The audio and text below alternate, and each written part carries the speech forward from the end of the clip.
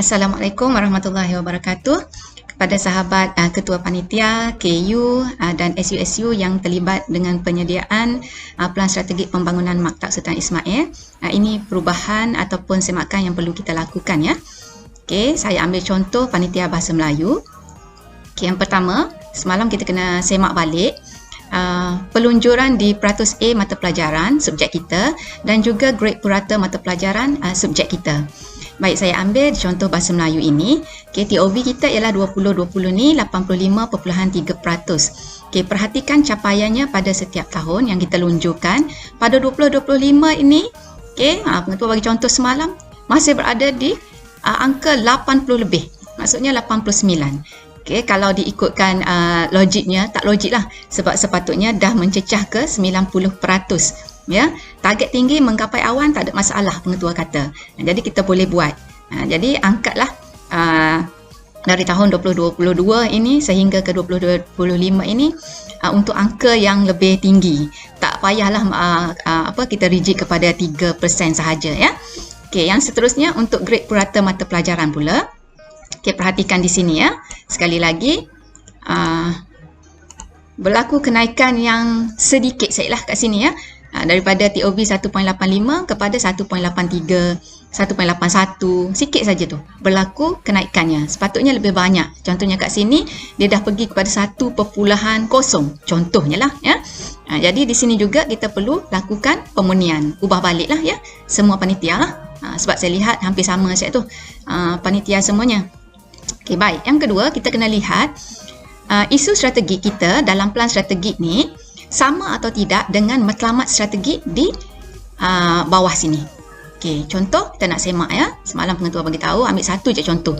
Contohnya isu yang pertama, capaian kelulusan 100% Bahasa Melayu ni dalam peperiksaan SPM. Okey, kita semak sama atau tidak ayat ni di matlamat strategik kita. Okey, tengok. Ni saya dah copy dah ni. Okey. Ini pencapaian kelulusan 100%. Ini kelulusan semua pelajar tingkatan 4 dan 5. Tak sama kan? Jadi, pastikan semua KP dan juga KU biar selari daripada isu strategi kita dengan matlamat strategi. Okey, itu yang kedua. Maksudnya, di sini saya mak balik. Okey. Ada perubahan yang kita kena buat. Seterusnya di ruang ini pula, perhatikan di petunjuk prestasi. Petunjuk prestasi, kita tak boleh buat ayat yang umum macam ni, meningkatkan peratus A dan grade purata. Mana petunjuk prestasinya? Pengetua kata. Jadi kita kena letak ataupun tuliskan angka.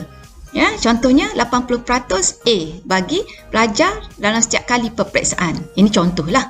Jadi KP ataupun KU kena fikirkanlah targetnya masing-masing tu biar logik lah. Dan ada angka. Contohnya kalau kita buat laporan refleksi dalam PDPC lah kan. 15 daripada 20 orang pelajar dapat membina ayat dengan baik. Itu biar ada angkanya. Okey? Boleh faham kan? Okey, seterusnya. Okey, kita nak tengok. Okey, kita nak tengok di sini pula. Okey. Pelan tindakan kita, ni 1.11 ni. Okey, yang ni kita nak tengok ayat dia. Okey. Sama atau tidak, selari atau tidak dengan pelan operasi kita. Okey, ni saya dah copy paste balik kat sini ya, sebab nak tengok nak hafal tak ingat kan. Jadi tengok ni. Pelan operasi pertama kita mesti berdasarkan kepada pelan tindakan pertama kita tadi. Tengok ayat dia. Sini penyediaan modul soalan format baharu KSSM. Sini penggunaan modul Bahasa Melayu SPM KSSM. Okey, dah beza kan? Dah tak sama dah. Jadi pastikan ayat dia sama. Jadi ubahlah kat situ pula. Okey, last sekali di analisis SWOT. Di analisis SWOT. Okey, bahagian ni kekuatan, weakness, kelemahan tak ada masalah. Yang ada masalah ialah di threatens ataupun ancaman atau mungkin ada yang tulis cabaran. Baik, ancaman ini maksudnya ialah sesuatu yang berada di luar kawalan kita untuk bertindak. Contohnya macam yang ketiga ni, ibu bapa kurang memantau tingkah laku anak-anak mereka. Okey, yang ni tepat untuk ancaman. Sebab kita tak boleh nak kawal ibu bapa di rumah untuk memantau anak-anak mereka. Okey, kalau yang pertama ini, sikap pelajar tidak fokus masa PDPC. Ataupun pelajar anggap subjek Bahasa Melayu sebagai subjek picisan. Ini ialah kelemahan di pihak kita. Jadi ayat ini perlu diletakkan di ruang kelemahan atas tu tadi, bukan di ruang ancaman.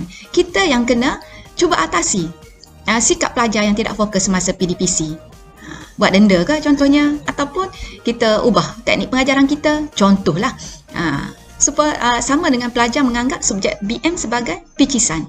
Kita kena beritahu kepentingan subjek ini. Jadi itu ialah kelemahan kita, bukan ancaman. Jadi ini juga yang perlu kita semak balik dan murnikan balik.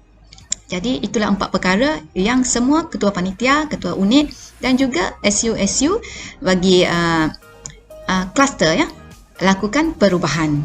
Jadi kita sama-sama murnikannya supaya kita dapat buat yang terbaiklah untuk pelan strategi 5 tahun ini. Jadi tarikhnya sehingga Khamis ini untuk dihantar kepada saya lah. Saya kena murnikan balik ya. Okey, itu sajalah. Assalamualaikum warahmatullahi wabarakatuh. Selamat menyemak.